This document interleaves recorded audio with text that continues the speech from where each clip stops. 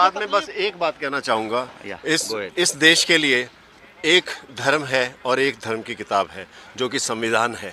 और यदि कोई युग पुरुष हुआ है इस हमारे समय में, तो वो बाबा साहेब भीमराव अंबेडकर है और उनके अलावा कोई नहीं है, क्योंकि उन्होंने समग्रता के साथ उसका बाबा साहब ने बहुत लोग नहीं ऐसा भी नहीं।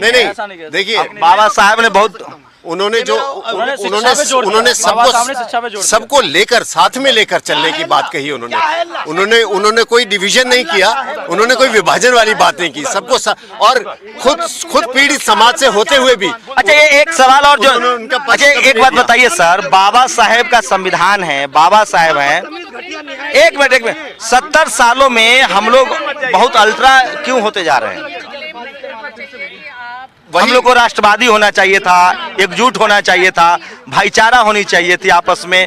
हम लोग और जातियों और धर्मों में बट गए हैं। वो हम सच्चे राष्ट्रवादी होते यदि हमने अपनी उस धर्म की पुस्तक को यानी संविधान को अच्छे से पढ़ा और समझा होता, उसके मर्म को समझा होता, उसकी स्पिरिट को समझा होता। अगर हमने वो समझा होता और उसके अनुसार हम चले होते तो हम सच्चे राष्ट्रवादी होते। बाबा साहब ने कहा था कि मैं सिर्फ और सिर्फ भारतीय हूँ। लेकिन सोचिए, आज़ादी के 70 साल बाद हम सब लोग जाति और धर्मों में बटे हुए हैं और अपनी अपनी डफली अपना अपना राग गा रहे हैं। न सम्राट अशोक का दौर लौटेगा, न कोई अब अंग्रेज है। इसी देश में आज भी 90% लोगों के पास 3% संसाधन है और 3% लोगों के पास 97% संसाधन है। सवाल है कि सबके लिए स्कूल, सबके लिए दवाई, सबके लिए शिक्षा कब आएगी?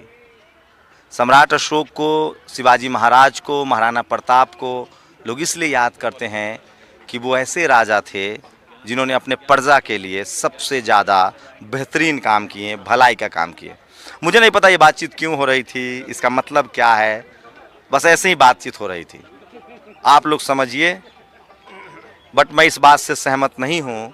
ये बातचीत शुरू जहाँ से हुई थी कि कोई मस्तिष्क से पैदा हुआ, कोई भुजा से पैदा हुआ, कोई पेट से पैदा हुआ, कोई पैर से पैदा हुआ, मैं बिल्कुल इसके पक्ष में नहीं हूँ।